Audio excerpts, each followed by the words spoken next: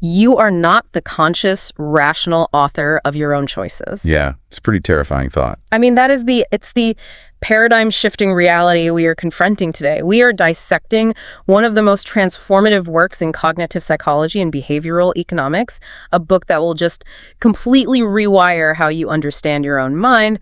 I'm talking about Thinking Fast and Slow by Nobel laureate Daniel Kahneman. It's honestly a monumental piece of work. It really is. But before we get into it, I need to do this. Welcome to Fact Horizon. This is where history meets mystery and facts define the future. We explore the profound truths of human existence, the wonders of the mind, and the secrets of the cosmos, all in one place. If you seek knowledge and wonder, you're in the right spot. Subscribe now and join our journey beyond the horizon. So, just to set the stage for everyone listening, this is part 1 of our comprehensive series on thinking fast and slow. We are going to be diving deep into part 1, 2 systems. That specifically includes chapter 1, the characters of the story, chapter 2, attention and effort, chapter 3, the lazy controller, chapter 4, the associative machine, and chapter 5, cognitive ease. Right, and the overarching mission for this deep dive, at least for this first part, is to objectively explore the structural foundations of the human mind. We are setting out to analyze how automatic impulses and, deliberate reasoning wage this silent, continuous war behind literally every single choice you make. Right. The goal here isn't just to summarize a text. We want to give you a completely new vocabulary and a framework for understanding the invisible machinery operating inside your own head. Okay, so let's unpack this, because Kahneman, he doesn't begin this massive Nobel Prize winning thesis with dense neuroanatomy. No, not at all. Right. He doesn't drop a textbook diagram of the prefrontal cortex and the amygdala on our laps.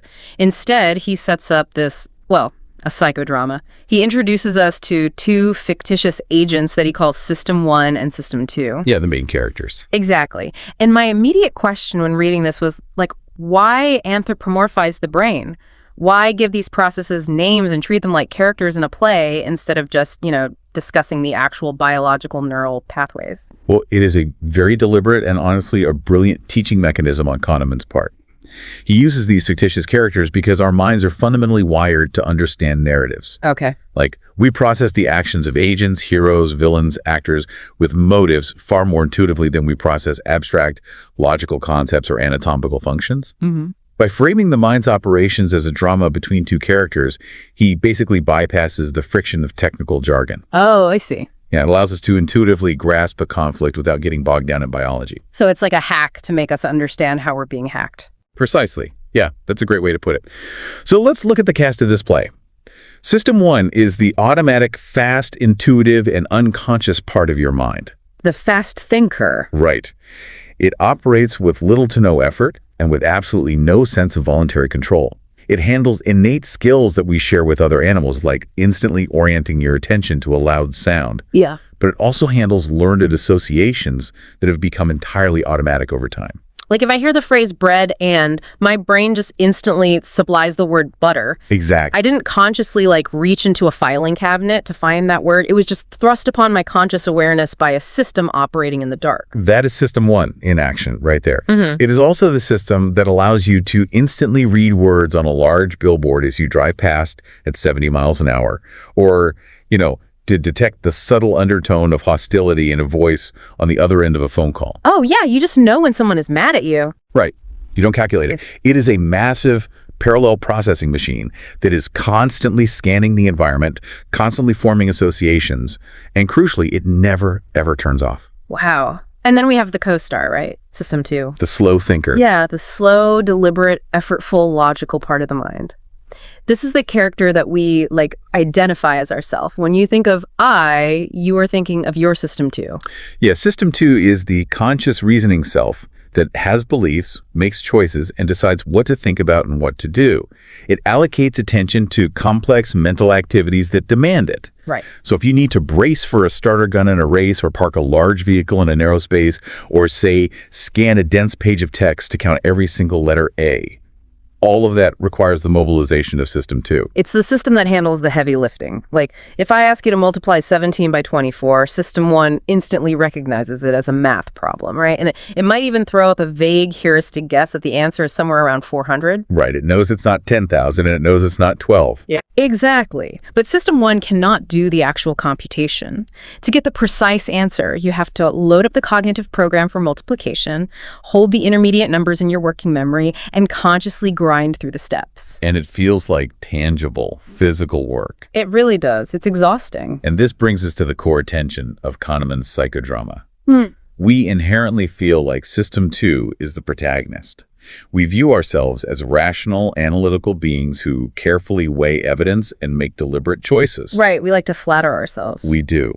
But the empirical research reveals a deeply humbling truth. System 1, the automatic unconscious system, is actually the secret author of the vast majority of your choices and judgments. Because System 1 is always on, right? It's constantly feeding impressions, intuitions, intentions, and feelings up to System 2. Yes. And if System 2 is busy or tired or simply not paying attention, it just lazily signs off on those impressions, turning them into your conscious beliefs and voluntary actions. Precisely. And because System 1 cannot be turned off, it creates severe internal conflict, which Kahneman illustrates beautifully with cognitive illusions. Okay, like optical illusions. Yeah, we're all familiar with visual illusions, like the Miller-Lyer illusion, where two identical lines appear to be different lengths because of the direction of the arrows on their ends. Oh, right. The one where the fins point inward on one and outward on the other. The visual cortex serves up this powerful, unyielding impression that one line is longer. Exactly.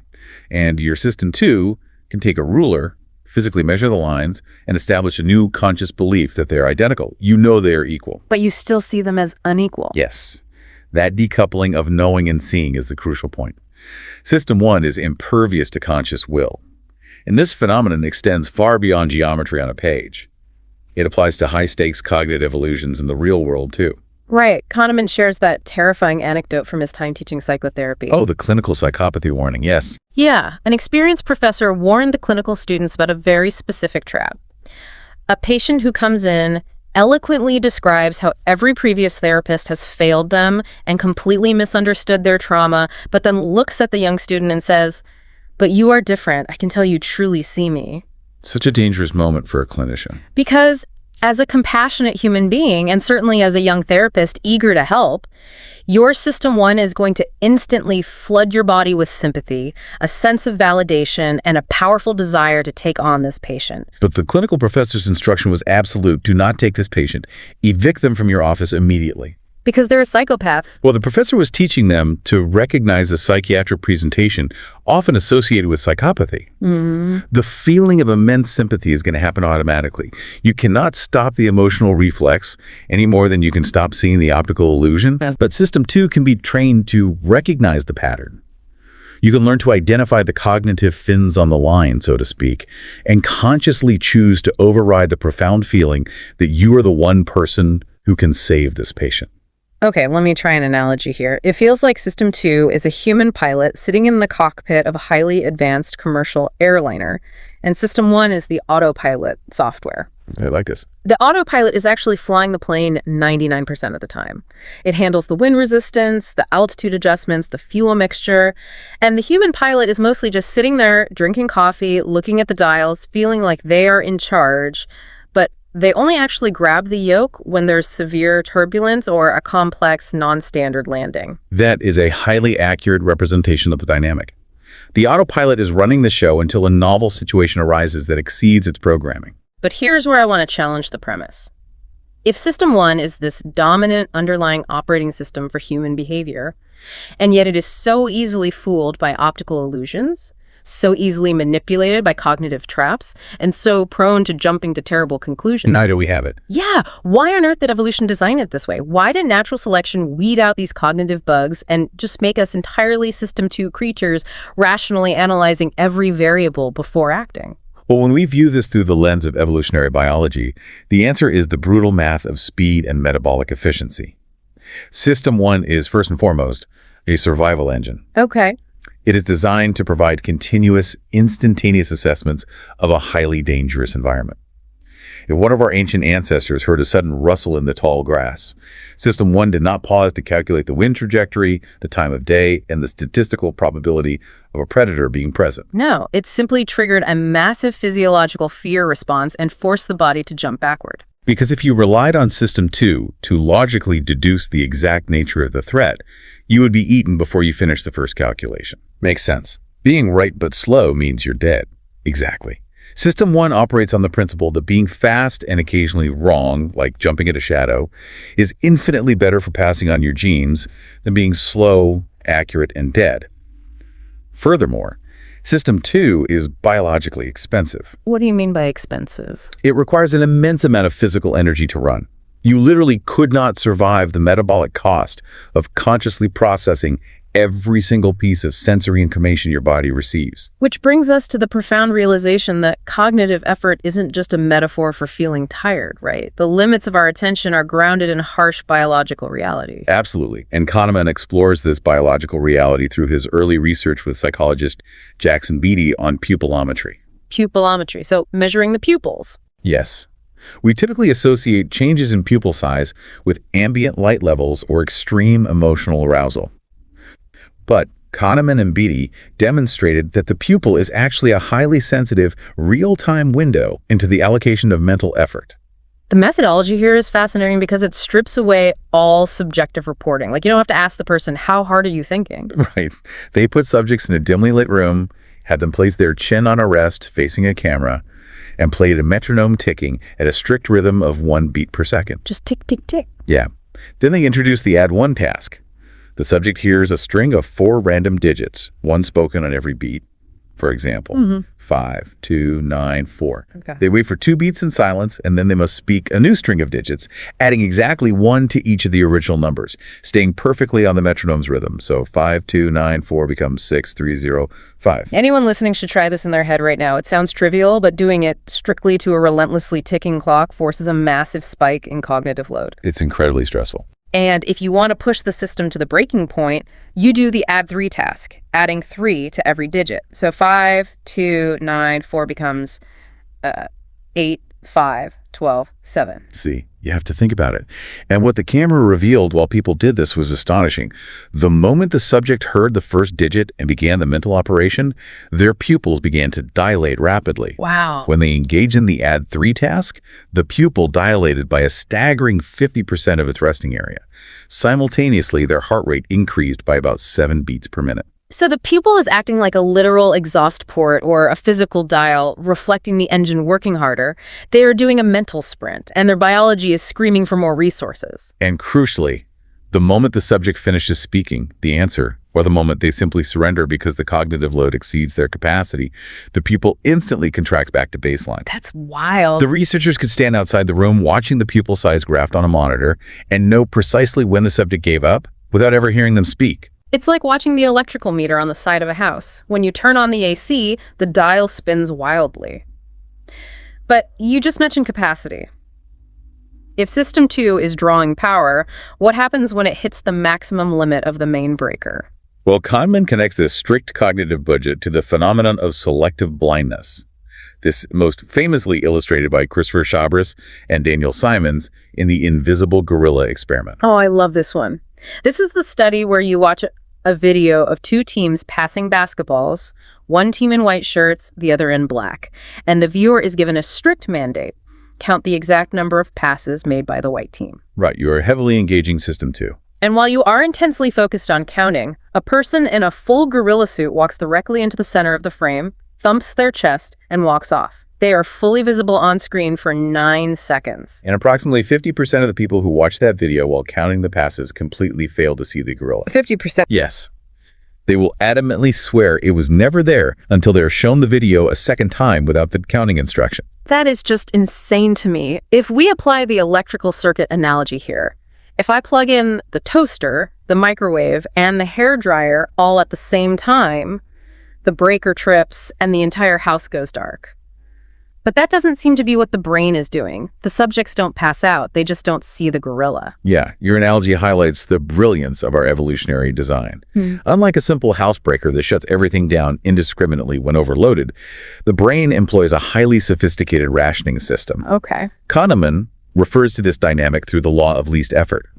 Because mental effort is a biological drain, the mind will always gravitate to the least demanding course of action. But when a high-demand task is forced upon it, like counting rapid basketball passes, System 2 allocates its limited budget with ruthless efficiency. It protects the core operation. Exactly. It protects the primary task and completely sheds any peripheral processing. So it intentionally drops the visual processing of unexpected anomalies in the background to ensure the primary math program has enough juice to keep running. Yes. It renders you temporarily, functionally blind to anything outside the strict parameters of the task. You can see this selective shedding algorithm operating in everyday life too. Like if you are driving a car on a clear, empty highway that is largely a System 1 activity, you can easily hold a complex conversation with your passenger. You are taking a mental stroll. Sure. But the moment you hit a torrential downpour and have to merge across 3 lanes of chaotic traffic, what happens? Your System 2 immediately seizes control of the driving task, drawing maximum cognitive power. Right. And the passengers instinctively stop talking. We implicitly socially understand that the driver has entered a state of cognitive overload and is now temporarily deaf to casual conversation. They physically don't have the bandwidth to listen to a story. Exactly. Their brain has shed the language processing task to prioritize spatial awareness and survival. But here's where we move from the physical limits of attention to something much more troubling. If our mental energy is a physical, depletable resource, what happens to our logic and even our morality when that tank hits zero? That question transitions us perfectly into Chapter 3, the vulnerabilities of the lazy controller.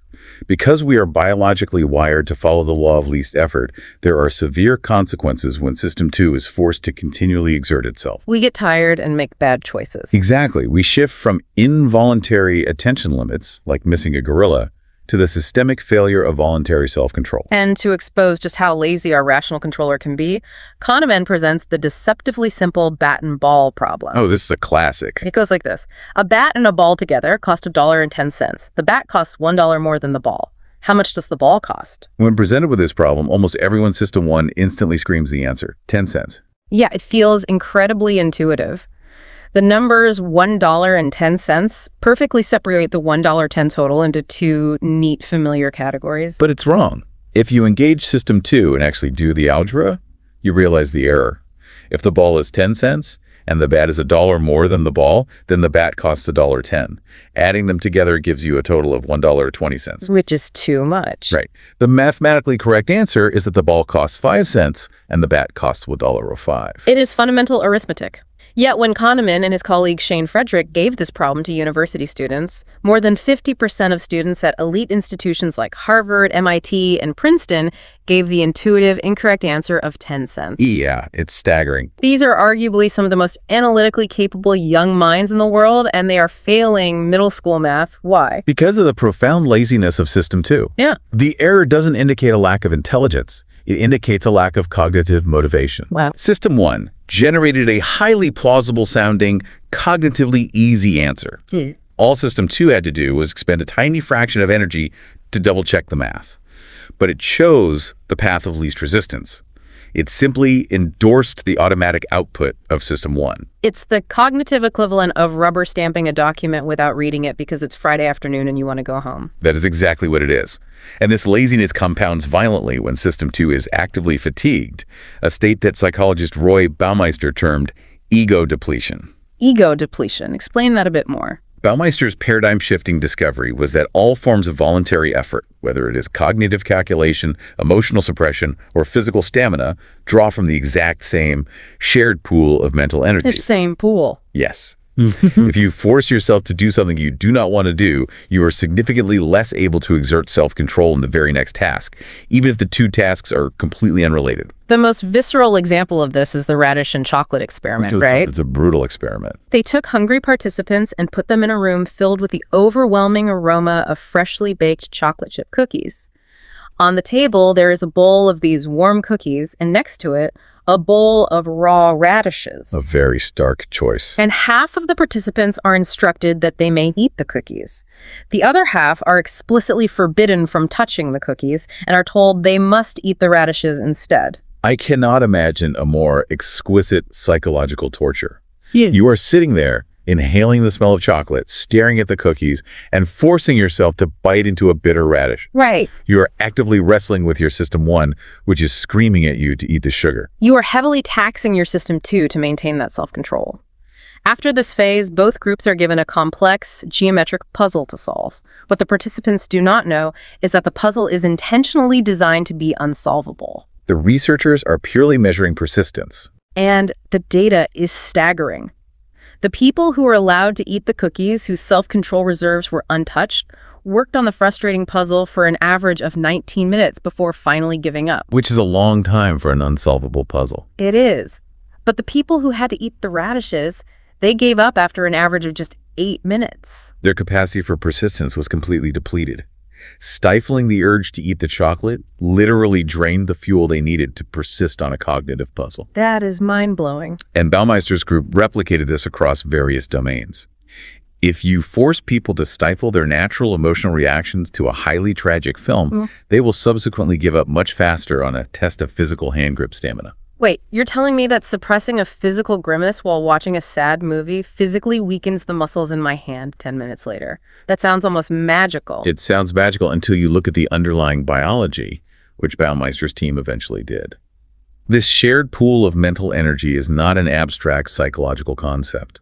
It is intimately tied to physical glucose in the bloodstream. Oh, actual blood sugar. Yes. Effortful mental activity, especially active self-control, is highly expensive in the currency of glucose. So my willpower is essentially just a physical battery, and when the glucose drops, the battery dies. Precisely. When you engage in a heavy cognitive task, your blood glucose level measurably drops. And if it drops far enough, System 2 effectively goes on strike, leaving System 1 to run the show based entirely on impulse, heuristics, and the path of least resistance. Okay, I have to push back here. If ego depletion is just a localized drop in glucose, does that mean we can just cure a lack of willpower with a soda? Should every student taking the SATs just have an IV drip of sugary lemonade? Or is there a psychological reward component to tasting something sweet that just makes us feel better? It is a phenomenal question. And in several experiments, researchers attempted to isolate this exact variable. They had ego-depleted participants drink lemonade sweetened with actual glucose, while a control group drank lemonade sweetened with an artificial zero-calorie sweetener. Okay, so both taste sweet. Right. Both groups experienced the psychological reward of tasting something sweet. But only the group that ingested actual glucose had their cognitive performance and self-control fully restored to baseline. The artificial sweetener did nothing to stop the deterioration of their performance. That is wild. The brain is literally demanding physical fuel, not just psychological comfort. But let's take this out of the laboratory. It's one thing if I eat a bowl of ice cream at 9 p.m. because I spent all day resisting the urge to yell at a difficult client. What are the societal implications of this? Well, the societal implications are deeply disturbing, particularly when we examine systems that demand prolonged objective rationality. Kahneman highlights a harrowing study of 8 parole judges in Israel. Oh, this one is rough. These judges spend their entire workday reviewing applications from prisoners seeking parole. It is an incredibly high-stakes, emotionally draining, and cognitively demanding task. And in the context of parole, the default safe choice, the choice that requires the least justification and carries the least political risk, is simply to deny the request and keep the prisoner incarcerated. Exactly. Denying parole is the System 1 path of least resistance. Granting parole requires System 2 to carefully analyze the file, weigh the risk of recidivism, and actively override the default policy. It takes work. It takes a lot of work. The researchers meticulously mapped the judges' decisions throughout the day, correlating the rulings with the exact times the judges took their scheduled food breaks, a morning snack, and a lunch. And the graph of this data should honestly be framed in every courthouse in the world. It is terrifying. Definitely. Immediately following a meal, when the judges are rested and their blood glucose is fully replenished, they approve approximately 65% of the parole requests. 65% of prisoners get a favorable ruling if they happen to be the first file on the desk after a sandwich. But as the hours tick by and the judges grind through case after case, their cognitive energy is depleted. The approval rate steadily plummets. By the time they're reviewing the final cases right before the next food break, the approval rate drops to nearly 0%. Zero. The tired, hungry, ego-depleted judges simply cannot marshal the cognitive resources required to evaluate the nuance of a case. They fall back entirely on the lazy controller's default setting: deny the request. We build our entire justice system on the presumption of the rational actor model. We assume the law is an objective algorithm. But this study reveals that a human being's chance at freedom doesn't just hinge on the severity of their crime or their rehabilitative progress. It hinges on the biological reality of whether the judge metabolizing their case has sufficient glucose in their prefrontal cortex. It forces a brutal reckoning with how we design our institutions. If human rationality is a depletable resource, then scheduling complex, high-stakes decisions back-to-back without restorative breaks is not just inefficient, it is systematically unjust. Does high intelligence protect you from this, though? If we just put absolute geniuses on the bench, are they immune to this biological degradation? No, and this is where Kahneman integrates the work of cognitive psychologist Keith Stanovich, who draws a hard line between intelligence and rationality. They aren't the same thing. Not at all. High intelligence is essentially raw processing power. It was a very fast and capable system, too. But having a fast processor does not protect you from bias if you never actually turn the processor on. So you have a Ferrari engine, but the driver is completely asleep at the wheel. Perfectly stated. You can be brilliant enough to easily solve the bat and ball problem, but still answer 10 cents because your system 2 is too lazy to engage. Stanovich argues that rationality is a completely separate metric from intelligence. Who so? Rationality is the active, habitual engagement of checking your intuitions. It is the willingness to expend the effort to monitor System 1. You can have a staggeringly high IQ and incredibly low rationality. Okay, this paints a very precarious picture. If our conscious, rational System 2 is this inherently lazy, this easily depleted by a missed snack, and mostly just rubber stamping whatever feeling bubbles up from the basement, what exactly is happening in that basement? Now we enter Chapter 4. Right, we have to look under the hood of System 1. How is it constructing these intuitions? That brings us to the associative machine. Since System 2 is frequently offline or operating at a very low hum, System 1 fills the void, and its primary mechanism for making sense of the universe is association. Connecting dots. Yes. It constantly connects incoming stimuli to existing memories and concepts to construct a coherent version of reality. But we must remember a critical caveat. For System 1, a coherent story does not have to be a true story. Kahneman uses a very visceral thought experiment to demonstrate how aggressively this machinery operates. He asks the reader to look at two words placed side by side on a blank page. The words are bananas and vomit. The moment those two words enter your visual field, a massive cascade of neurological and physiological events occurs. I felt it immediately just saying it aloud. If you were listening, you probably experienced a slight physical recoil. Your facial muscles likely contracted in a micro-expression of disgust. Your heart rate might have spiked a fraction. Oh, absolutely. And cognitively, your brain instantly went into overdrive, trying to build a causal bridge between those two distinct concepts. Did eating the bananas cause the vomit? Are the bananas lying in a puddle of vomit? And all of this complex processing, the emotional reaction, the physical recoil, the narrative construction happened in a fraction of a second, completely automatically, without your conscious permission. This is what Kahneman calls associative activation. Associative activation. Yeah, an idea that has been evoked triggers a spreading cascade of activity in your brain.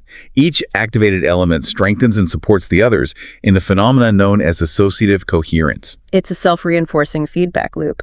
The word triggers a memory of sickness, the memory triggers the emotion of disgust, the emotion triggers a physical grimace, and the grimace reinforces the feeling of disgust. And it creates a complete, coherent context out of absolute thin air simply because two unrelated words were placed in physical proximity. And because this vast associative machinery operates entirely below the threshold of conscious awareness, it leaves us highly vulnerable to priming. Priming is the phenomenon where exposure to one stimulus temporarily alters the ease with which other related concepts can be evoked.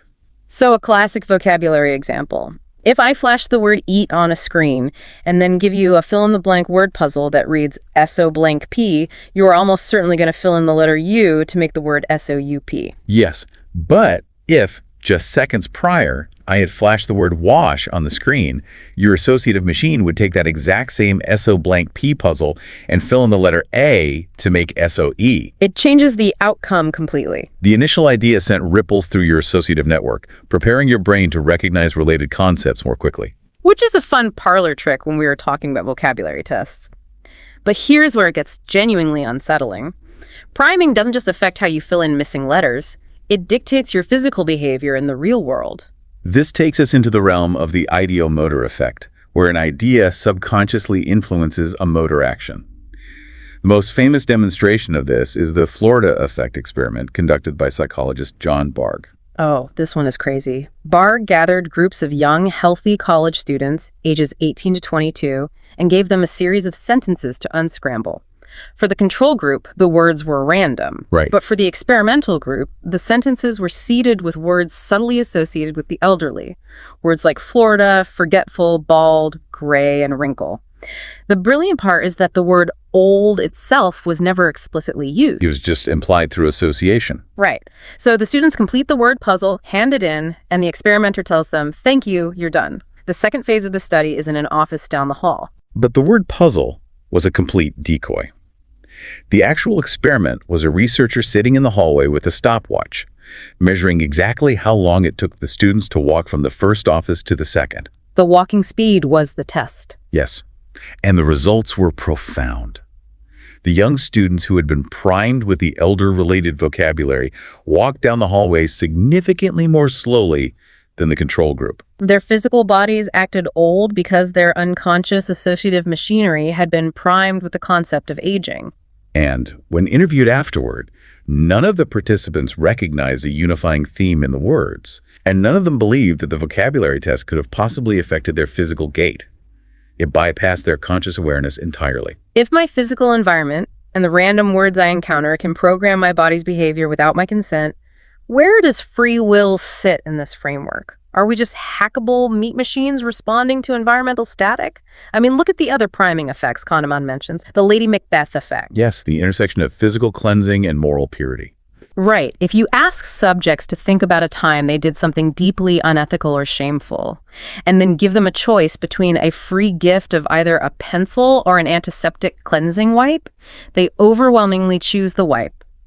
The feeling of moral dirtiness physically primes them to seek out physical cleaning products. It's credible. Or money priming. If you put a computer screensaver of floating dollar bills in the background of a room, subjects become more independent, more selfish, and less willing to help a stranger pick up dropped pencils, just because there's money in their peripheral vision. It forces us to accept that we are constantly engaged in an unconscious dialogue with our environment.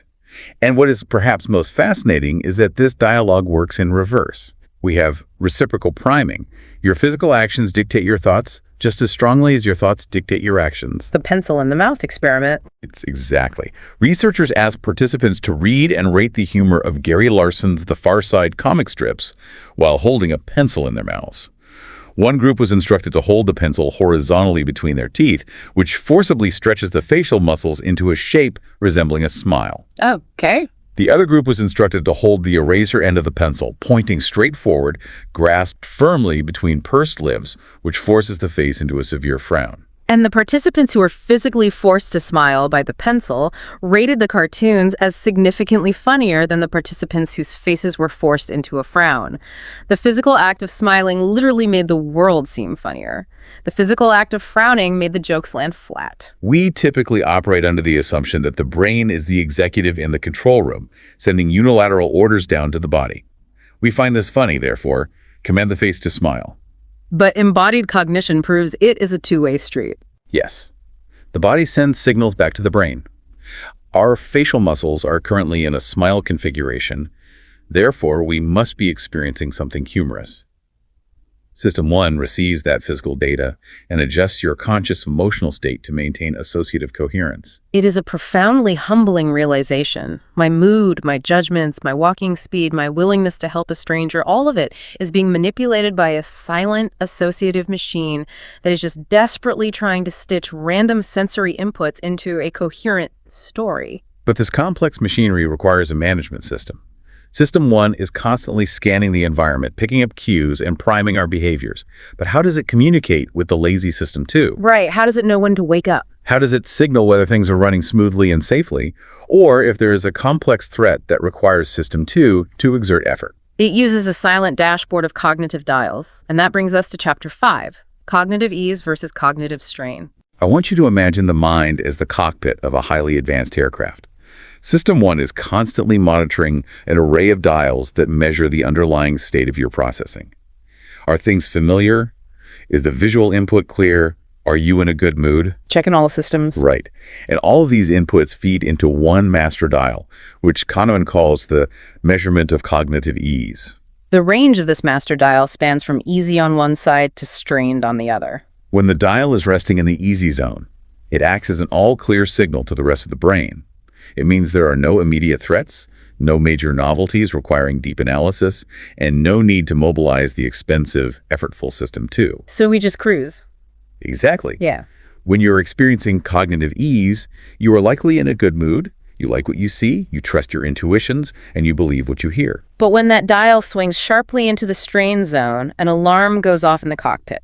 It indicates a problem. Maybe there is a predator, maybe there is a confusing puzzle, maybe there is a contradiction. And that wakes up the pilot.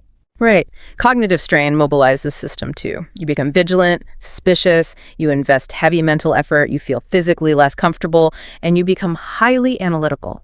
What is truly remarkable and dangerous is the sheer variety of superficial environmental factors that can move this master dial. The feeling of cognitive ease is completely agnostic to truth.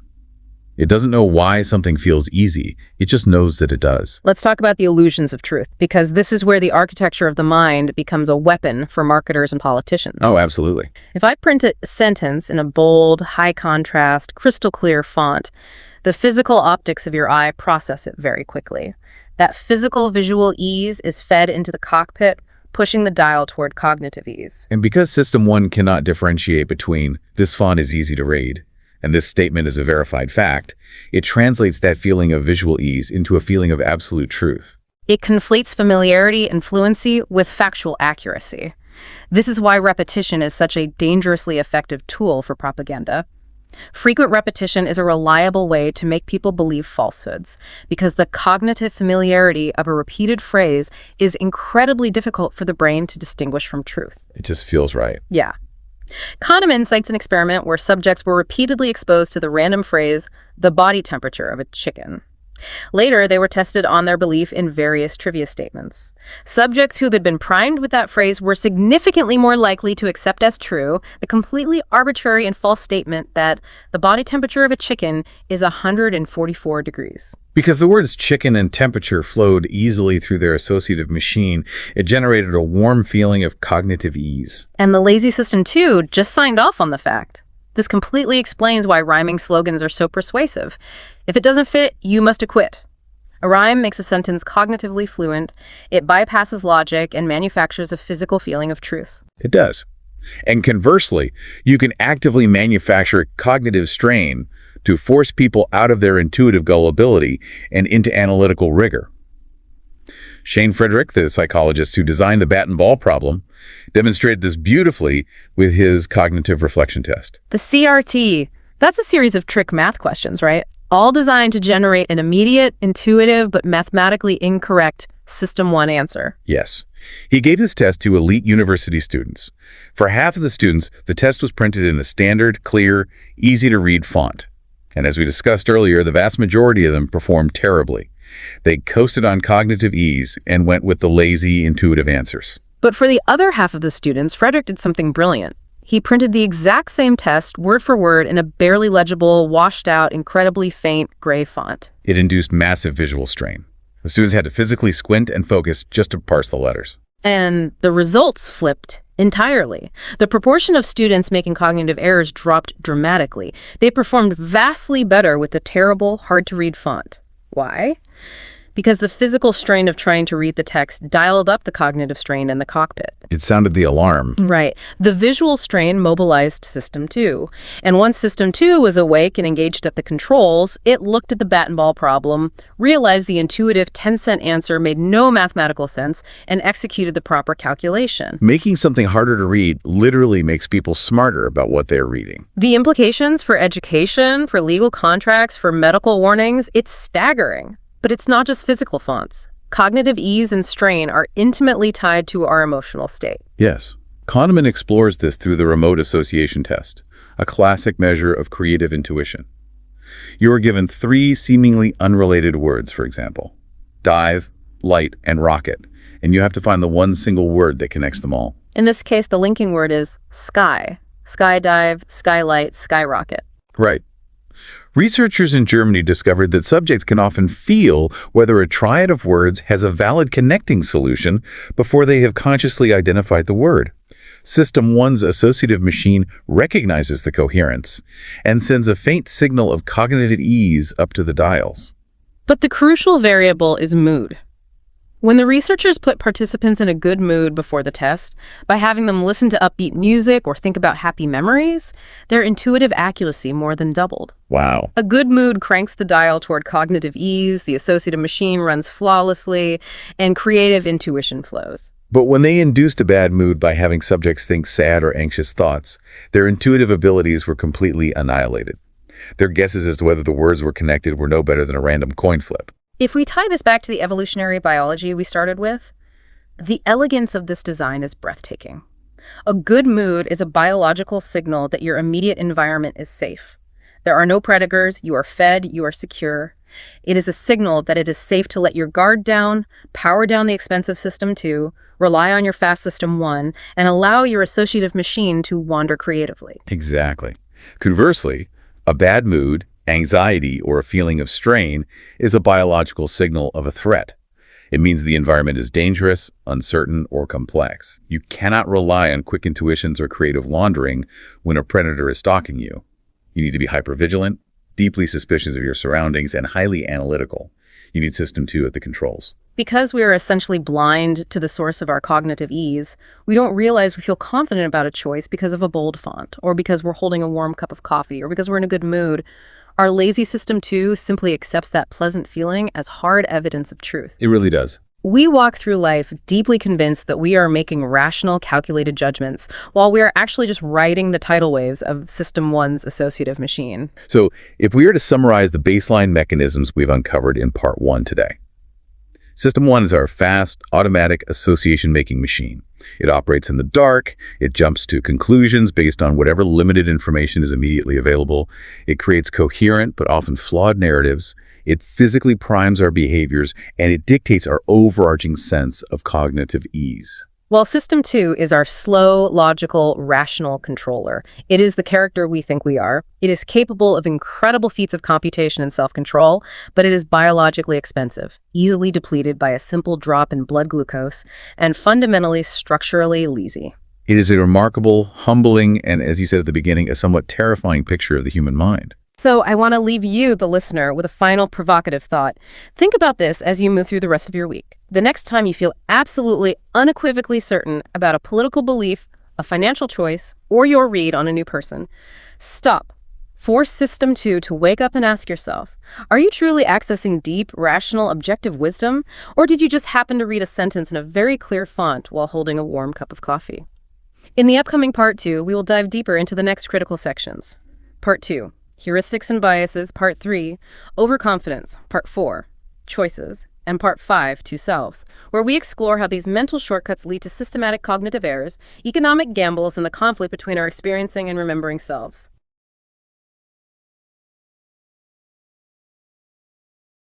Think back, if you would, to our last deep dive.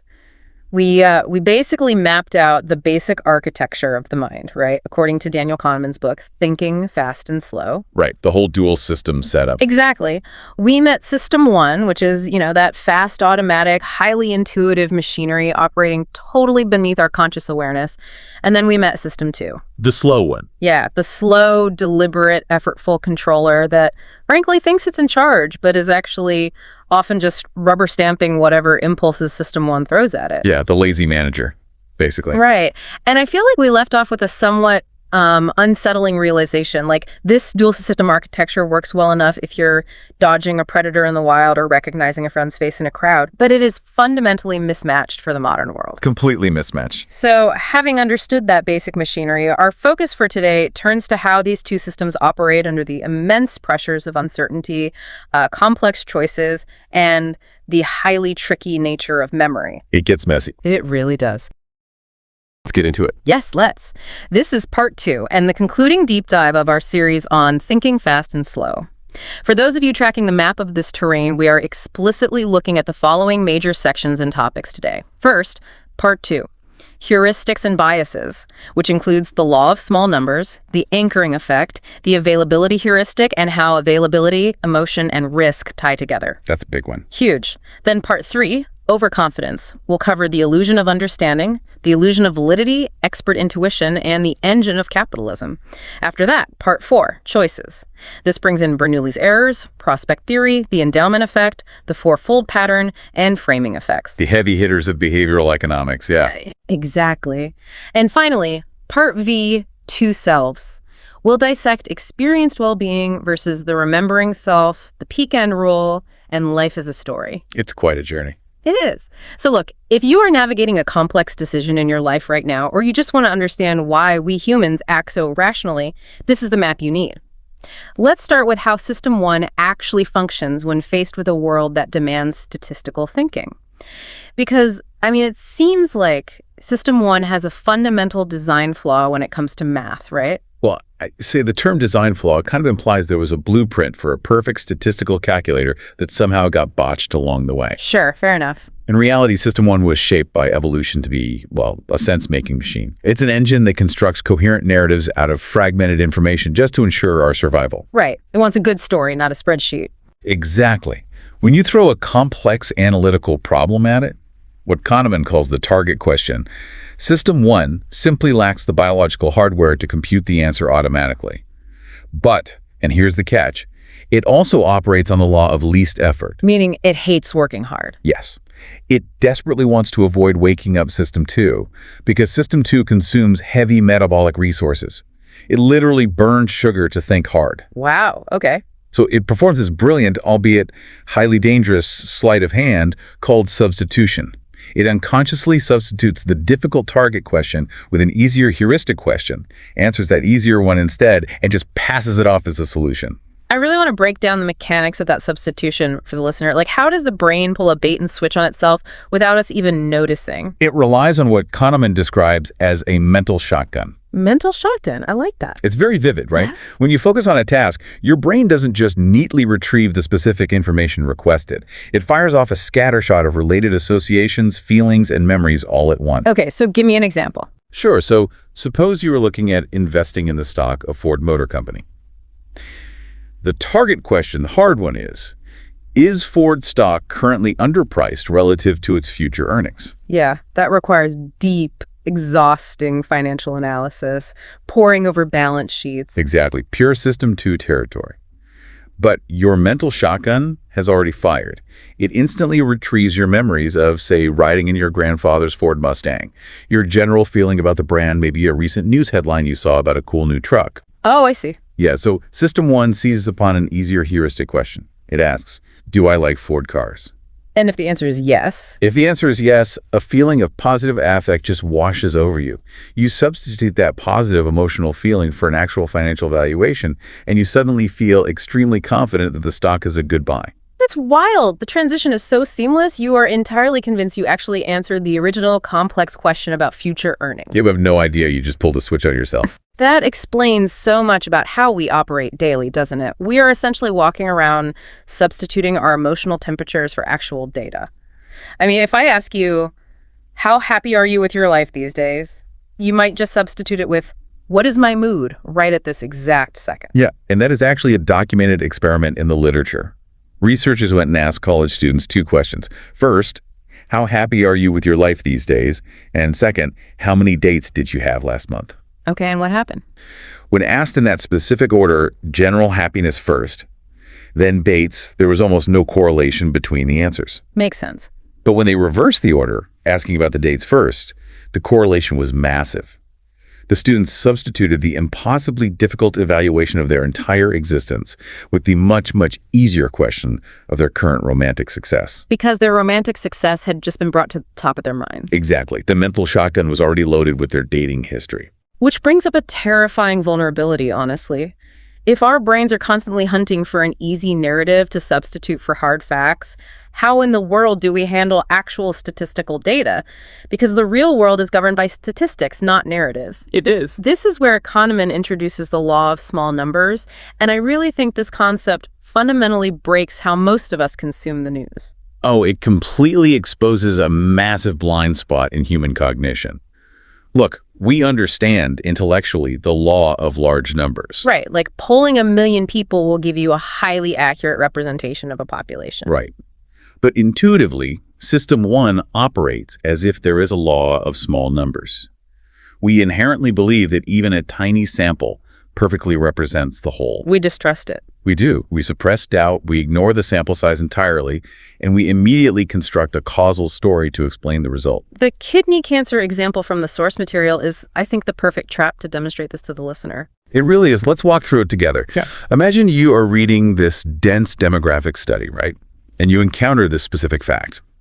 The counties in the United States with the lowest rates of kidney cancer are mostly rural, sparsely populated, and located in traditionally Republican states in the Midwest, the South, and the West. Okay, so when you hear that, what does your brain automatically do? Because I know what mine does. What does yours do? My System 1 goes right to work building a story.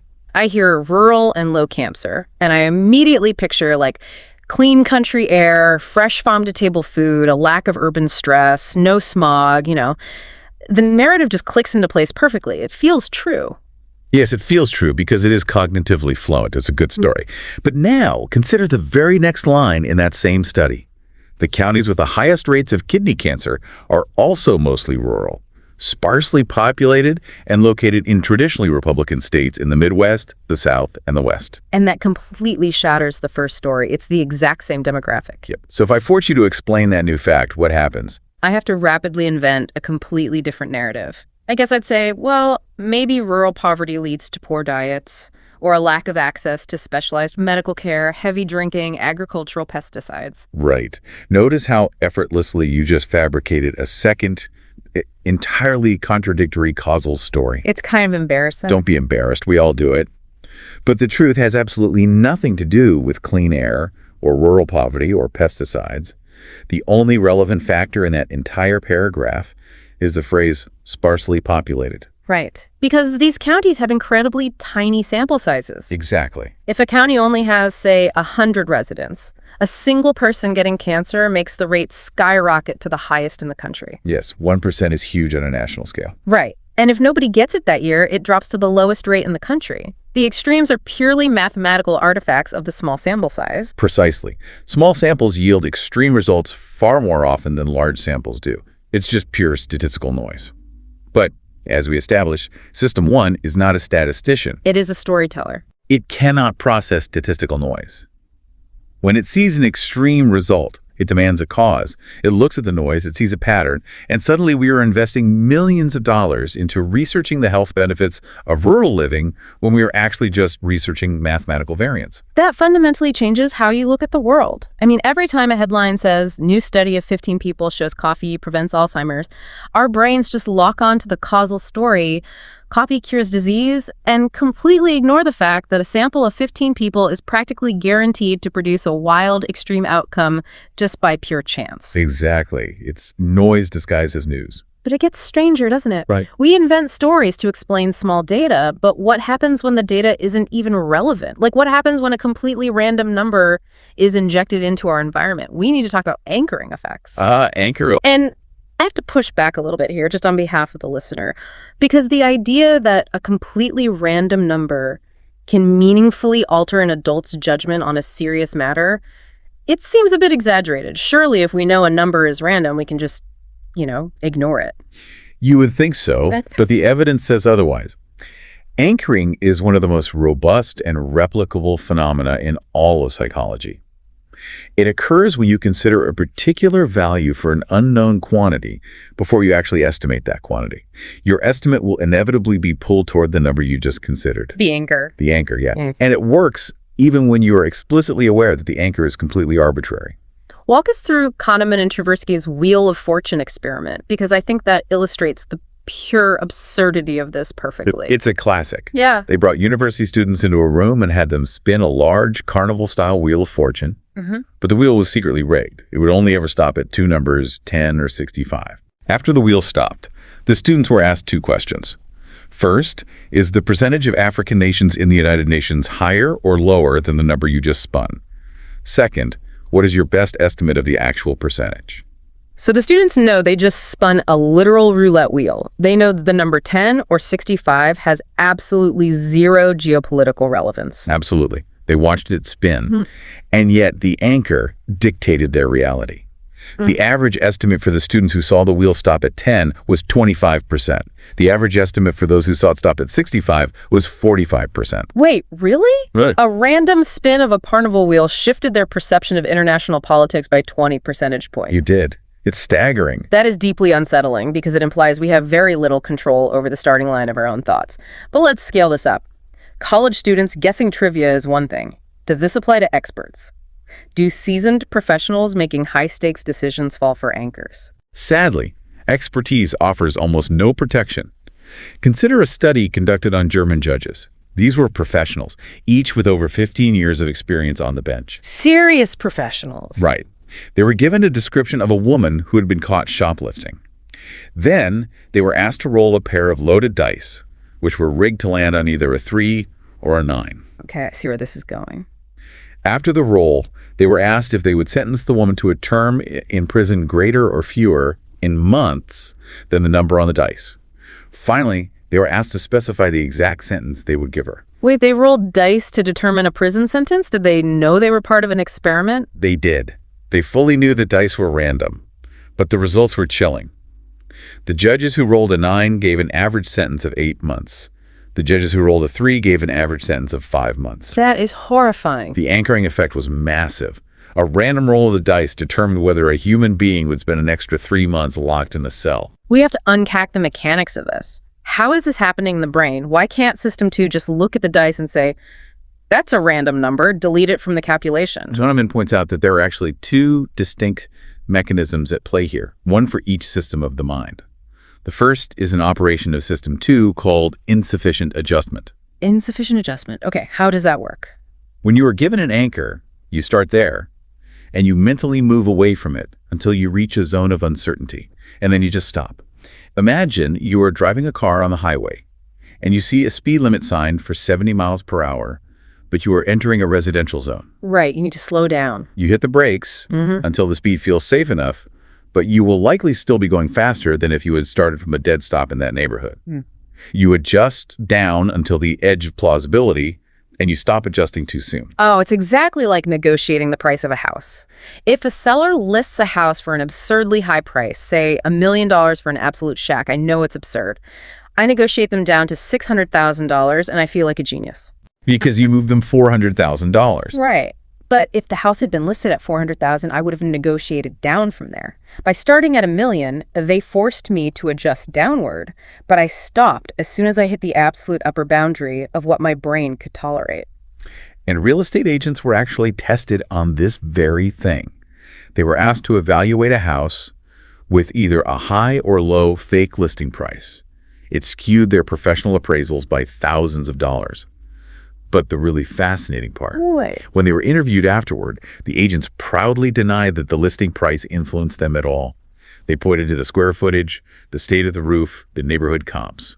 System 2 created a completely rational story to hide the bias. Wow. And that brings us to the second mechanism, which is driven entirely by System 1, a priming effect. How does priming work with numbers? Well, System 1 is an associative machine, right?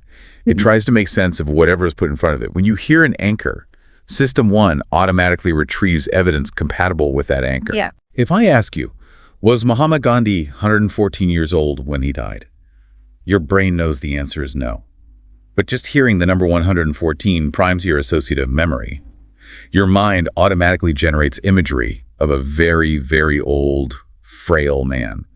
It searches for evidence that confirms the anchor. Oh, I see. You don't consciously choose to do this. It happens automatically. Exactly. So when you make your final guess about his age, you guess higher because your brain is currently flooded with associations of extreme old age. So between System 1 finding evidence to support the random number and System 2 being just too lazy to adjust far enough away from it, we are essentially trapped by whatever number enters our environment first. That is a terrifying vulnerability. It really is. Let's pivot to another heuristic, another mental shortcut, the availability heuristic. This one dictates so much of our daily anxiety and how we view ourselves. Yeah. If substitution is swapping a hard question for an easy one, what is the availability heuristic swapping? It substitutes a question of objective frequency or mathematical probability with a question of cognitive ease. Cognitive ease. Yeah.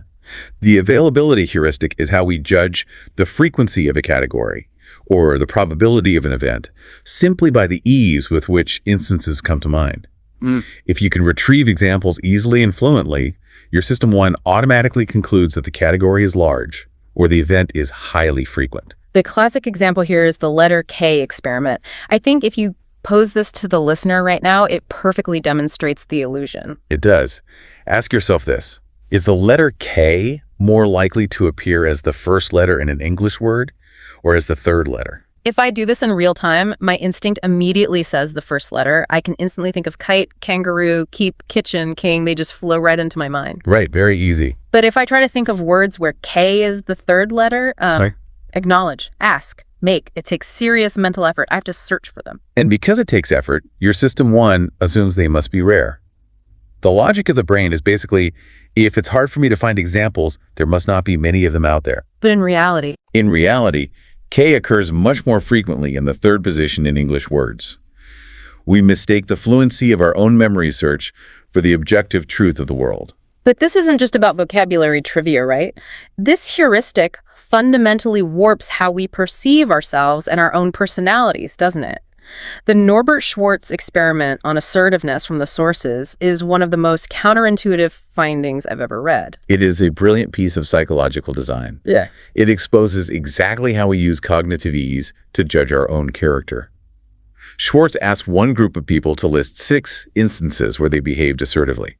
He asked another group to list 12 instances of their own assertiveness. Okay, 6 versus 12. Right. Afterward, both groups were asked to rate how assertive they are in general.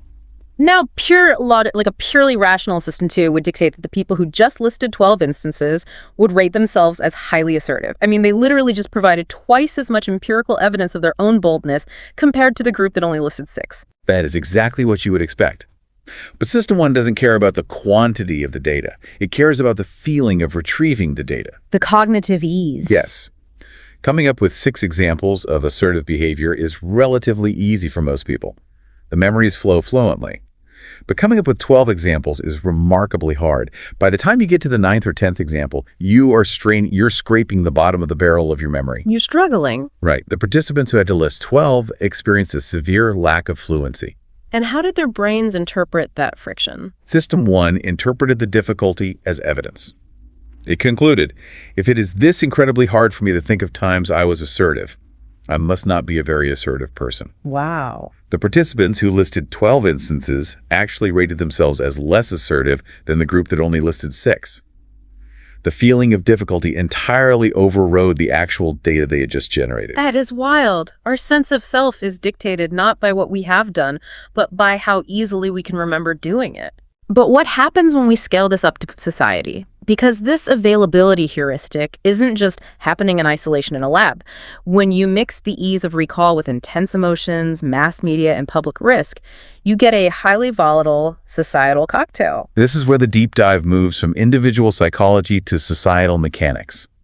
We encounter what the legal scholar Cass Sunstein calls availability cascades. Availability cascade. Yes, an availability cascade begins with a cognitive bias called probability neglect. When we face a highly vivid, emotionally charged threat like a plane crash, a terrorist attack, or a trace amount of a scary chemical in our food, we focus entirely on the vividness of the outcome. The mental image is terrifying. We imagine the tragic story. The emotional intensity makes the imagery incredibly easy to retrieve. As a result, we completely neglect the denominator, the actual mathematical probability of the event happening to us. You can see this with shark attacks, right? The probability of being killed by a shark is astronomically low. But the image of a shark attack is so vivid, so visceral, that it totally dominates our risk assessment. How does this turn into a cascade, though? The sources mention the Alar apple scare. The Alar scare is the textbook example of an availability cascade disrupting a society. Alar was a chemical sprayed on apples to regulate their growth. A report suggested that in massive, highly unrealistic doses, it might cause cancer in rats. It was a minor, highly improbable risk to humans. But a PR firm got hold of it. Right. They got hold of it and fed it to the media. The media coverage made the imagery highly available to the public. You had stories of poisoned apples, terrified mothers, vulnerable children. It's the perfect narrative for System 1. It's emotionally gripping, it's easy to picture, and it demands a villain. Exactly. The public became terrified because they were entirely neglecting the microscopic mathematical probability and focusing purely on the vivid threat. And this public panic then validates the fear, leading to more media coverage. A feedback loop. A huge feedback loop. Politicians and regulators who are sensitive to public sentiment are forced to respond. They ban the chemical, hold hearings, and spend massive political and financial capital. The cascade results in a disproportionate societal response, wasting resources on a statistically negligible threat.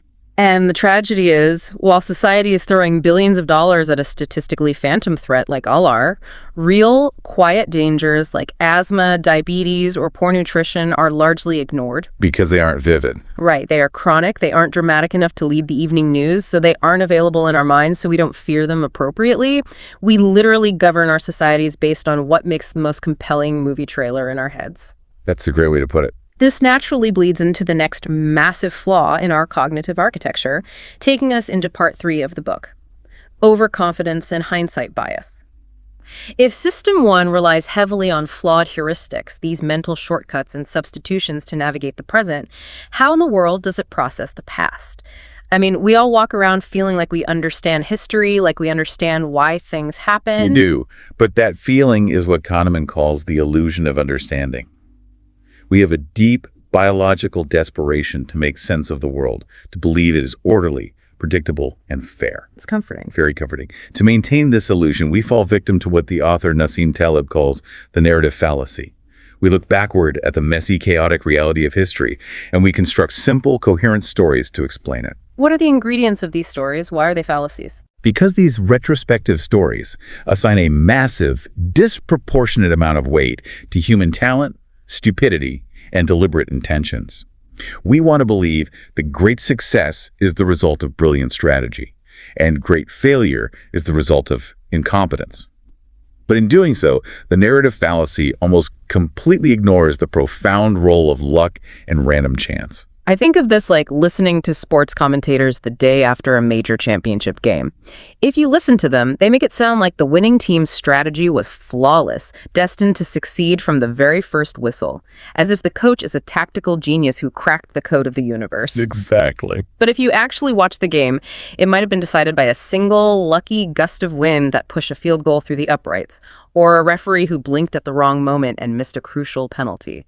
That is a brilliant analogy. If that gust of wind hadn't happened, the other team would have won, and those exact same commentators would be sitting there the next day telling a completely different, equally confident story about how the other coach was the tactical genius. The narrative fallacy strips away the messy role of chance to give us a comforting illusion of cause and effect. It does. And this ties directly into hindsight bias, right?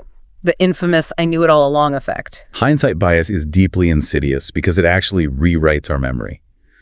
When an unpredicted event occurs, a financial crash, a surprise election result, a sudden war, we immediately adjust our view of the world to accommodate the surprise. We update the software. We update it so fast that the human brain is so efficient at this that we actually forget what we believed before the event happened. We erroneously remember that we always thought it was inevitable. So once the winning team wins the game on a lucky play, we literally rewrite our own memory of the preceding week to say, you know, I always had a feeling their defense was going to step up. I saw it coming. We erase our past uncertainty to make ourselves feel smarter in the present. Yeah. But this isn't just about preserving our egos. Kahneman argues this creates a very dangerous sibling bias, which is outcome bias. How does outcome bias weaponize hindsight? Outcome bias is when we judge the quality of decision based entirely on the outcome, rather than evaluating the soundness of the decision-making process at the time the choice was actually made. Because hindsight bias makes outcomes seem inevitable, we assume the decision-maker should have seen it coming. The sources mention a medical example that illustrates how destructive this is in the real world. Yeah, consider a surgeon evaluating a patient. The surgeon looks at all the available medical evidence, consults the literature, and makes a sound, highly rational, low-risk decision to perform a routine surgery. It is objectively the right call. Okay. But by sheer tragic luck, an unpredictable anomaly occurs during the operation, maybe an undetected allergy to an anesthetic, and the patient dies. A tragedy born of statistical chance. Yes, but after the fact, a malpractice jury looks at the dead patient. Suffering from hindsight bias, the tragedy seems inevitable to them, and suffering from outcome bias, they conclude that because the outcome was horrific, the decision to operate must have been reckless and incompetent. Even though it wasn't. Right. They judged the decision by the outcome, making it nearly impossible to evaluate the doctor fairly based on the limited, uncertain information they actually had in the moment. That is profoundly unfair to anyone in a leadership position. It means you can make the absolute right choice, employing the best possible process, and be punished severely just for having bad luck. And conversely, you can make a reckless, stupid choice, get incredibly lucky, and be praised as a visionary genius who rewards gambling and punishes prudent risk management. Which leads us to one of the most famous concepts in Kahneman's work, the illusion of validity. He shares a personal story from his time in the Israeli army that essentially birthed his entire career in psychology. We have to dive deeply into this. It is a foundational moment in behavioral economics. As a young psychologist in the Israeli army, Kahneman was tasked with evaluating young soldiers to determine who would make a good officer. They used a classic leaderless group challenge. Like an obstacle course. Exactly. They would bring 8 soldiers out to a field, strip them of all rank and insignia, and give them a task, like get a heavy telephone pole over a high wall without the pole touching the wall or the ground. An obstacle course designed to strip away facades and reveal true character under pressure. Exactly. Kahneman and his colleagues watched the soldiers grapple with the problem, and the behavior seemed perfectly clear. Some soldiers immediately took charge and gave orders. Some submitted, some were stubborn and derailed the group, some tried to lead but were ignored. Very recognizable human archetypes. Right. As observers, the psychologists felt absolute confidence in what they were seeing. They felt they were witnessing the soldiers' true, underlying nature revealed in miniature. Based on these observations, they made incredibly confident predictions about which soldiers would excel in officer school and which would fail. It sounds perfectly reasonable. I mean, you watch how someone leads in a microenvironment and you extrapolate that to how they will lead in a macro environment. What went wrong? Months later, they compared their confident predictions to the actual performance evaluations of those exact soldiers in officer training school. They ran the statistics. The correlation was virtually zero. Zero. Their predictions were barely better than blind, random guesses. The obstacle course performance had almost no bearing on actual officer success. Ouch. So the test was useless. I imagine that was a humbling moment for a team of psychologists. They realized they needed to change their methods, right? Well, here is where this story becomes a cornerstone of his work. It gets worse. They saw the statistical proof that their predictions were garbage. But the very next day, they ran another group of new soldiers through the exact same log and wall test. Okay. And Kahneman noted, with shock, that as they watched the new soldiers, they felt the exact same level of absolute confidence in their new predictions. Wait, they knew, mathematically, that they were just guessing. They had the data in their hands. But the feeling of certainty didn't go away. It didn't diminish at all. Knowing they were guessing didn't change the feeling of knowing.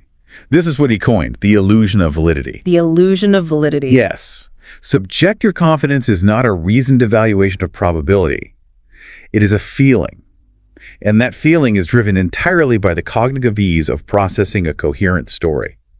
When they watched the soldier take charge of the log, the story of he is a leader was so coherent, so fluent, that System 1 generated an overwhelming feeling of confidence, completely ignoring the statistical reality that the story was false. If our subjective confidence is an illusion, if the feeling of knowing is just a trick of cognitive ease, what about true experts? I have to challenge this because we can't be saying all experts are just guessing. No, we aren't. Good, because what about the chess master who walks past a game in the park and sees a checkmate in 3 moves without even breaking stride? Or the seasoned firefighter who just feels the floor is about to collapse and pulls their crew out seconds before a building caves in? Those aren't illusions. That's real expertise. You are bringing up the exact debate that Kahneman had for years with another prominent psychologist, Gary Klein. Klein studied those exact types of experts: fireground commanders, neonatal nurses, chess masters. He argued that expert intuition is very real and highly accurate. And Kahneman disagreed. Initially, yes, but ultimately, Kahneman and Klein collaborated and synthesized their views, and they arrived at a profound conclusion. True expert intuition is real. But, as the polymath Herbert Simon defined it, expert intuition is nothing more and nothing less than recognition. Recognition, meaning it's not magic, it's just a highly trained System 1 recognizing patterns it has seen thousands of times before. Exactly. The situation provides a cue. This cue gives the expert access to information stored in memory, and the information provides the answer. But, and this is the crucial caveat Kahneman insists upon, you cannot just trust every professional who claims to have an intuition. When can you trust it? For expert intuition to be valid and trustworthy, 2 strict conditions must be met. First, the environment must be sufficiently regular and predictable. Second, the professional must have the opportunity to learn those regularities through prolonged practice and rapid, unambiguous feedback. Okay, so let's test that against the chess master. The environment is highly regular, the rules never change, the board is an 8x8 grid, and the feedback is rapid. You make a bad move, you lose your queen instantly. Yes. Valid intuition. The firefighter also operates in a regular environment. The physics of fire and structural degradation are consistent, and the feedback is immediate and severe. So in those environments, intuition is highly skilled, valid recognition. Yes. But contrast that with stock pickers, venture capitalists, or political pundits predicting long-term global events. They operate in what Kahneman calls zero validity environments. Precisely. The stock market and global politics are far too complex, chaotic, and driven by random chance to be predictable. Furthermore, long-term forecasters do not get rapid, unambiguous feedback. Because their predictions take years to resolve. Exactly. By the time the outcome happens, they have forgotten what they predicted, or they spin the narrative to claim they were almost right, but the timing was just off. They never actually trained their System 1. So when a sharply dressed pundit goes on television and speaks with absolute, unwavering confidence about what the economy will do next year or which startup will be the next unicorn, it is pure illusion of validity. They have constructed a coherent story that feels true to them, but they're operating in an environment where true intuition is impossible. And the research backs this up devastatingly. The psychologist Paul Meehl famously studied this, comparing clinical predictions made by highly trained human experts, like counselors predicting student grades, doctors predicting disease progression, or parole boards predicting recidivism against simple statistical algorithms. Who wins? The nuanced human expert who can read body language and consider complex context, or the cold, rigid algorithm? The algorithm. Every time, in almost every domain studied, simple statistical formulas consistently outperform human experts. Why are humans so bad at it? The human experts try to be clever, they overcomplicate things, they give too much weight to a single memorable interview, and worst of all, they are inconsistent. A judge might be harsher before lunch than after lunch. An algorithm, even a very simple one that only looks at 2 or 3 base variables, applies the rules perfectly and consistently every single time. That is a tough pill for the human ego to swallow. Unless we are operating in a highly regular, predictable world with fast feedback, we should trust the formula, not the gut feeling. Exactly. Having thoroughly dismantled our confidence in our judgments and our memories, we are ready to move into part 4 of Kahneman's work, Choices and Prospect Theory. This is the section that revolutionized economics. It's about how we actually make decisions, and specifically why classical economic theory fails so spectacularly to describe real human behavior. To understand the revolution, we really have to understand the regime it overthrew.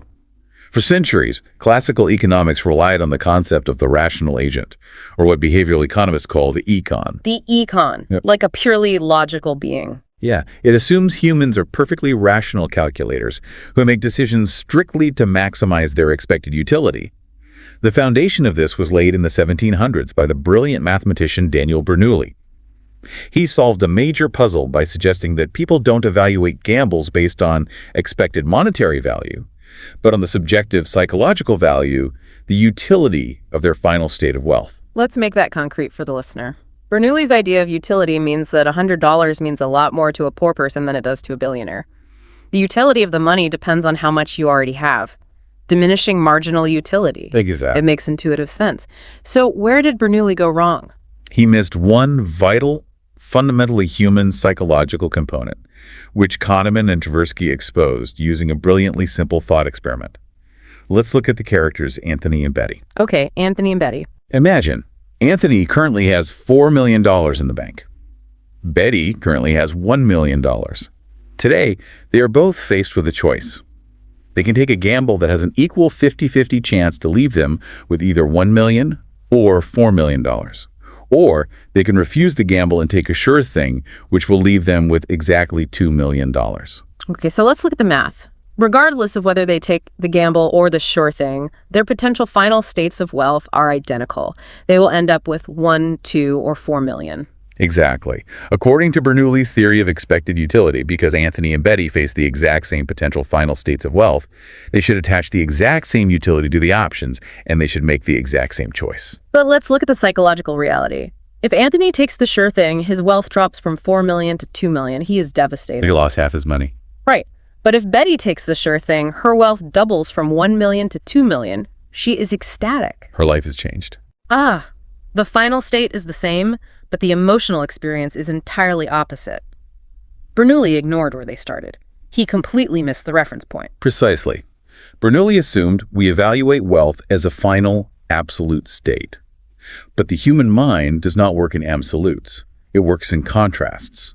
We evaluate wealth and almost everything else in life as a change from a reference point, a gain or a loss, relative to the status quo, whatever we happen to have right now. But if this flaw is so obvious that a guy losing $2 million feels different than a woman gaining $1 million, how did brilliant Nobel-winning economists accept Bernoulli's theory as gospel for 300 years?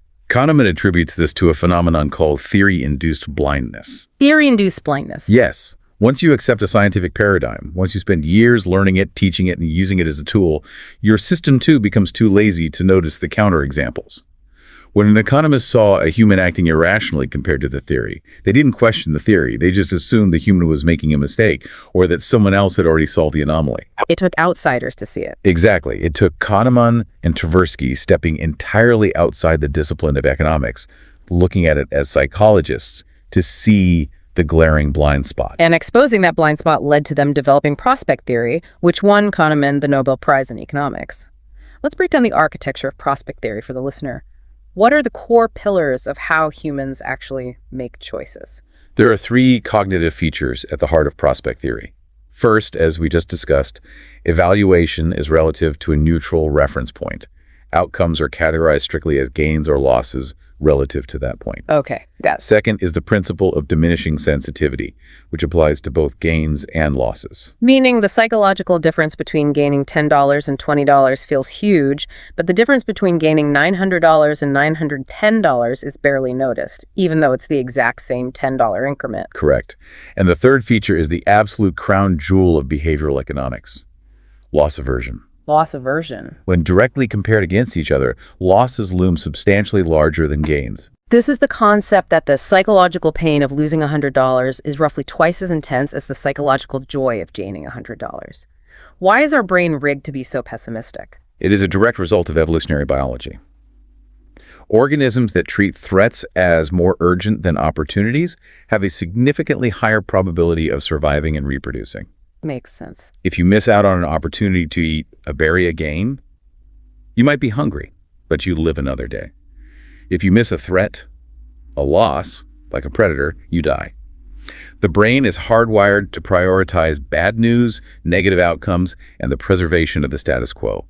Loss aversion is an ancient survival mechanism operating in a modern financial world. This evolutionary wiring explains so many irrational human behaviors. It brings us to the endowment effect. This is one of those concepts that once you see it, you recognize it everywhere in your own life. Oh, absolutely. The endowment effect was heavily researched by economist Richard Thaler using Kahneman and Tversky's prospect theory. Thaler noticed a fascinating contradiction. Let's hear it. A wine-loving professor would happily buy a bottle of wine at auction for $35. But once he owned it and stored it in his cellar, he would absolutely refuse to sell that exact same bottle to a colleague for $100. Classical economics says that is mathematically impossible. The bottle has a single utility value to that man. If he values it at $35, he should eagerly sell it for $100 and pocket a $65 profit. But prospect theory explains the psychology perfectly. The moment the professor takes possession of the bottle, his reference point shifts. Owning the wine is the new status quo. Right. Selling the wine is no longer perceived as a gain of $100. It is perceived by System 1 as a loss of the bottle. And because losses loom twice as large as gains, the psychological pain of giving up the bottle severely outweighs the pleasure of getting the cash. We demand far more money to give up an object we already own than we would ever be willing to pay to acquire it in the first place. It's why I absolutely cannot bring myself to throw away my old concert t-shirts from 20 years ago, even though if I saw them in a store today, I wouldn't pay 50 cents for them. My reference point makes me overvalue what I hold. Yep, the endowment effect in action. And this concept of the malleable reference point brings us to framing effects. This is where we see that human choices depend almost entirely on how information is presented to us, rather than the objective reality of the information itself. Framing proves that System 1 is not reality-bound. It is entirely frame-bound. The most famous demonstration is the Asian disease problem. Imagine the U.S. is preparing for the outbreak of an unusual disease that is mathematically expected to kill 600 people. As a policymaker, you have to choose between two programs to combat the disease. Okay, lay out the first choice for the listener. In Frame 1, you are told, if Program A is adopted, 200 people will be saved. If Program B is adopted, there's a 1/3 probability that 600 people will be saved, and a 2/3 probability that no people will be saved. If I'm presented with that, I'm choosing Program A. Saying 200 lives saved for sure sounds incredibly reassuring. I don't want to gamble with human lives and risk everyone dying. I am being deeply risk-averse. And a vast majority of people choose Program A. Now look at Frame 2. Program A prime. 400 people die. Program B prime. There's a 1/3 probability that nobody will die and a 2/3 probability that 600 people will die. Whoa, saying 400 people will die for certainty hits me like a punch to the gut. I absolutely cannot sign a piece of paper condemning 400 people to die. I definitely gamble on B prime to try and pull off a miracle and save everyone. In this frame, I'm suddenly risk-seeking. But step back and engage System 2. Look at the math.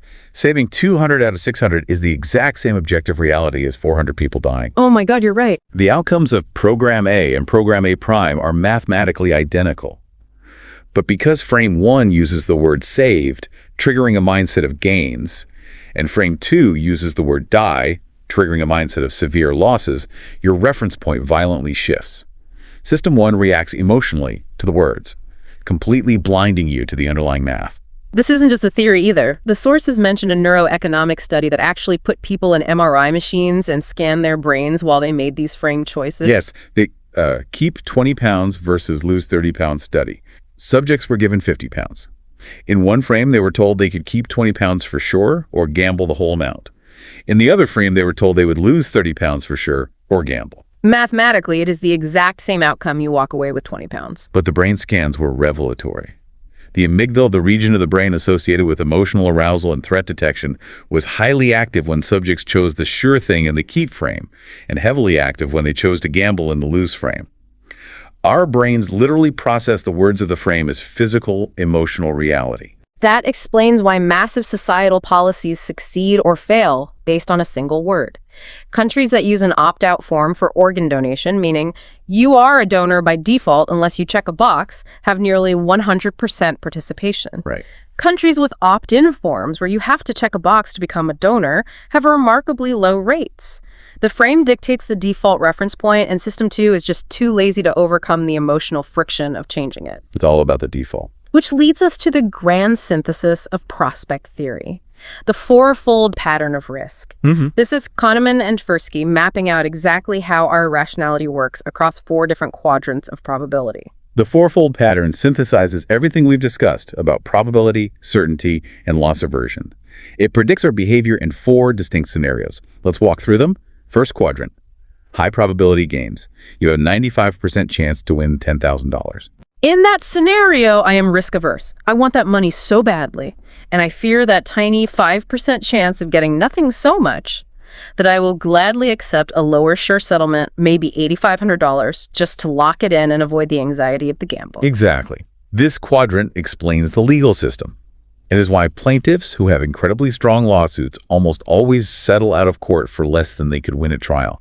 They are buying certainty. Makes sense. Now, the second quadrant, high probability losses.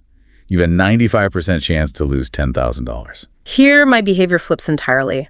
The prospect of a sure loss of $9,000 is so deeply painful thanks to loss aversion that I will become risk-seeking. I will gamble on that desperate 5% chance to escape completely unharmed, even if it means I might lose the full $10,000. This is the quadrant of desperation. It explains why people double down on bad investments, hoping for a miracle rebound rather than cutting their losses. It explains why a military commander fighting a losing battle might launch a reckless, doomed offensive rather than surrender. Third quadrant, low probability games. A 5% chance to win $10,000. Risk-seeking, again. But for a different reason. This is the possibility effect. We massively overweight tiny probabilities because they evoke incredibly vivid images of wealth. When I buy a lottery ticket, I'm not making a rational mathematical investment. I am buying the right to dream. I am paying for the vivid fantasy of the payout. Precisely. This quadrant sustains the entire global gambling and lottery industry. And the last one. And finally, the fourth quadrant, low probability losses, a 5% chance to lose $10,000. Risk averse. The vivid fear of a rare disaster like my house burning down causes me to overweight the tiny probability. The anxiety is so high that I gladly pay a premium, a sure guaranteed small loss every month to avoid the massive loss. And that is the entire foundation of the insurance industry. The fourfold pattern is an incredibly robust, predictive framework of human behavior. It proves conclusively that we are not rational econs calculating utility. We are humans driven by frames, reference points, the emotional weight of certainty, and a desperate evolutionary fear of loss. This brings us to our final transition, moving into part V of the book. 2 selves. We've spent this entire deep dive exploring how our choices in the present are dictated by framing, loss aversion, and heuristics. But what happens after the choice is made? How does this flawed machinery affect our actual lived experience versus our memory of that experience? This is perhaps one of Kahneman's most profound philosophical contributions. He proposes that we do not have one cohesive self. We actually have 2 distinct selves that are often in direct conflict. 2 selves. The experiencing self and the remembering self. The experiencing self lives entirely in the present moment. It answers the fundamental question, does it hurt now? Or am I enjoying this now? And the remembering self. The remembering self maintains the story of our life. It looks backward and answers the question, how was it on the whole? The remembering self is the one that keeps score.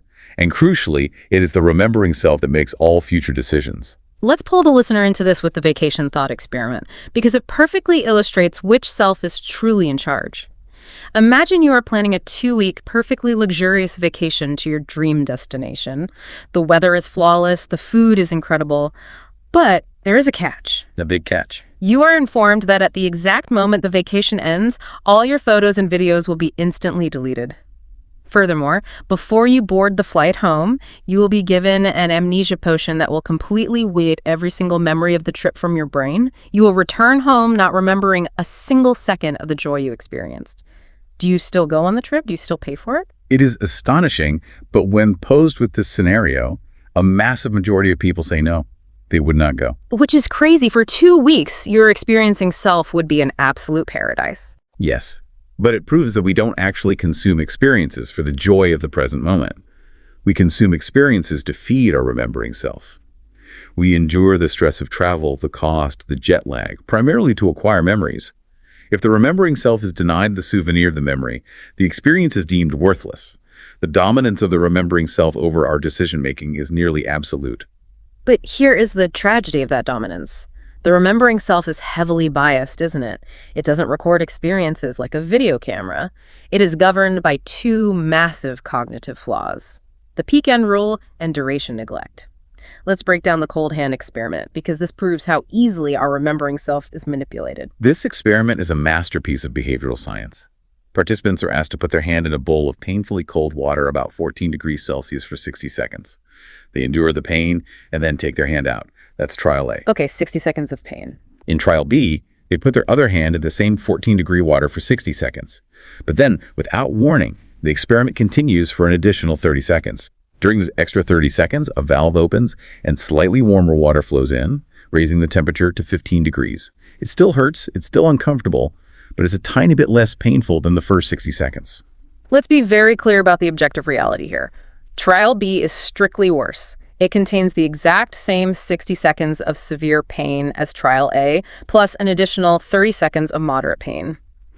For the experiencing self living in the moment, Trial B is a longer, more painful ordeal. Objectively, you are entirely correct. Yeah. But then comes the twist. The participants are told they have to do a third trial, and they are asked to choose, do you want to repeat Trial A or Trial B? And defying all logic, a large majority choose to repeat Trial B, the objectively longer, more painful trial. Why? How could a human being actively choose more pain? Because of the peak end rule and duration neglect.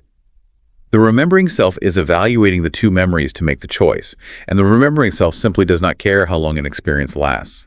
That is duration neglect. It evaluates an entire experience based on a simple average of two moments. The most intense moment, the peak, and the final moment, the end. Ah, I see. In Trial A, the peak was 14 degrees, and the end was 14 degrees, a very painful finish. In Trial B, the peak was 14 degrees, but the end was 15 degrees, a slightly less painful finish. Therefore, when averaging the peak and the end, the remembering self encodes Trial B as a better memory, completely ignoring the fact that the pain lasted 50% longer. It's as if the remembering self has incredibly limited storage space, so it throws away the entire middle of the movie and just saves a screenshot of the climax and a screenshot of the final scene. But the implications for how we live our lives are staggering. The tyranny of the remembering self means we constantly make choices that maximize the memory of an event rather than the actual lived pleasure of it. Exactly. It changes how you design your life. According to duration neglect, a 2-week vacation is not remembered as twice as good as a 1-week vacation because there's no new peak intensity, and the end is exactly the same. If you want a better memory, you shouldn't pay for a longer vacation. You should pay to ensure the absolute peak moment is as high as possible, and you should ensure the final day is wonderful. A terrible flight home on the last day will retroactively ruin the remembering self's evaluation of the entire 2 weeks. We design our lives as a story for the remembering self to tell, often at the direct expense of the experiencing self who actually has to live it. A profound disconnect. Which brings us, finally, to the end of our immense journey through the architecture of the mind and thinking fast and slow. Let's pull back and summarize the vast terrain we've covered in this deep dive. We covered a lot of ground. We really did. By recognizing the automatic substitutions of System 1, we now see how easily we answer the wrong questions, trading complex analysis for simple emotional fluency. By understanding the illusions of our own expertise, the narrative fallacy, and hindsight bias, we learn to distrust our own absolute confidence and the confidence of pundits in a chaotic, unpredictable world. Right. By accepting the profound reality of loss, aversion, reference points, and framing, we realize that our choices are almost never based on objective math. They are dictated by how a problem is presented to our ancient, threat-detecting brains. And by acknowledging the tyranny of the remembering self, we see the tragic disconnect between the reality we experience and the stories we tell ourselves to justify our future choices. The goal of this deep dive isn't to make you despair at human irrationality. It is to equip you. You, the listener, now have a map of the minefield. Understanding these cognitive biases, the mental shotgun, the anchoring effect, the availability cascades allows you to catch your own mental shortcuts before they lead to poor investments, flawed societal policies, or irrational life choices. You can't turn off System 1, but you can learn to recognize the environments where it fails and deliberately engage System 2 when the stakes are highest. But before we sign off, we want to leave you with a final provocative thought. We spent this entire deep dive exposing the flaws, biases, and irrationalities of the human mind. We've shown how we fail to be perfectly rational econs. We're messy humans. Exactly. But consider this. If you could press a button and somehow rewire your brain to actually be that perfect econ, making every single decision strictly by mathematical probability and expected utility, would you actually want to? If you stripped away the protective shield of optimistic overconfidence that allows entrepreneurs to start doomed but world-changing businesses, if you deleted the narrative fallacy that allows us to find meaning and order in random tragedy, if you silence the remembering self that allows us to curate our lives into beautiful, coherent stories, what would be left? Are the very illusions that make us fundamentally irrational also the exact things that make human life bearable, driven, and beautiful? It's a profound question. Thank you for joining us on this incredible deep dive into the mind. Until next time, keep looking beyond the horizon.